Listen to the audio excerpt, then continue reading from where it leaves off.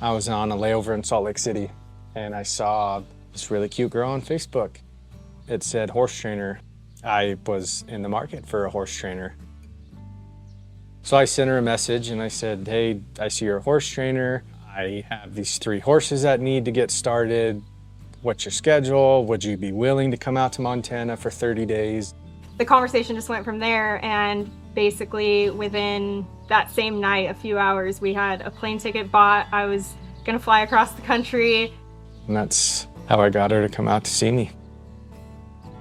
So it was just a random afternoon, and I wanted to show them kind of the progress that this horse had made. I remember putting my left foot in the stirrup and swung my other leg over, and before I could even completely sit down, this horse just took off bucking and spinning around. I started looking at the ground going, okay, like I'm gonna come off this horse, so brace yourself. And I ended up hitting the ground. And this horse spun around and 2 feet, boom, right on both sides of her head.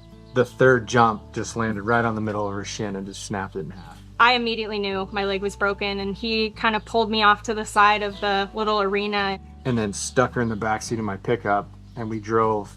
Closest hospital is 45 minutes away or so. It was the longest 45-minute drive of my life. We got to the hospital and ultimately they told me I would need surgery. Doctor said, well, if you can get her back to California, it'd be a lot cheaper. We wrapped my leg up, packed my bags, and he drove me 26 straight hours while I was knocked out in the back seat.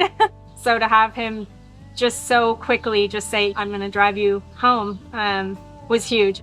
Once I got back home, I was like, yeah, this is the real thing. The day we got married was a really beautiful day of finally sealing the deal, and I got my Montana cowboy. We moved here in September of 2019. We Googled churches in Reno. We found Grace and decided to try it out. Once I established that this was going to be home church, I switched my tithing to Grace. I grew up Christian and believing in all those things, but I had never even heard of tithing. I didn't know what it was. And so he brought that whole concept to me, and it was hard for me at first. I really had to take a step in my faith and really say, okay, no matter what, I'm gonna give. No matter how good of a month or how bad of a month it is, I'm gonna trust God and what he has planned. Growing up, if bills got tight, tithing was always the first to get cut. It was, I need food and I need shelter. Jesus can wait. Maturing in my faith and really understanding that that is what it's about, is putting your faith that God will provide. He has not failed yet, and I don't think he's going to.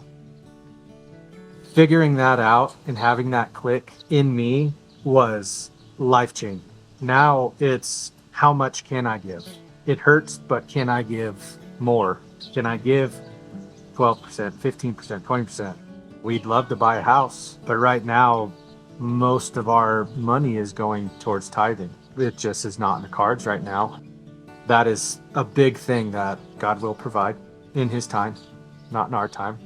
I mean, I think it just has really grown our marriage because it's caused us to lean on each other. There's been months where we've looked at each other and we're like, how are we going to pay our bills this month? And we just decide, we have to put our faith in God that he's going to see this through. And so on the months where it's super hard to give, we just decided that is priority. I really believe that giving does change the heart. God has blessed our lives beyond measure. The best blessing that I think both of us could have ever imagined is our son Stetson. He's changed our lives for the better. I can't wait to teach him the lessons that my dad taught me, and generosity is one of them.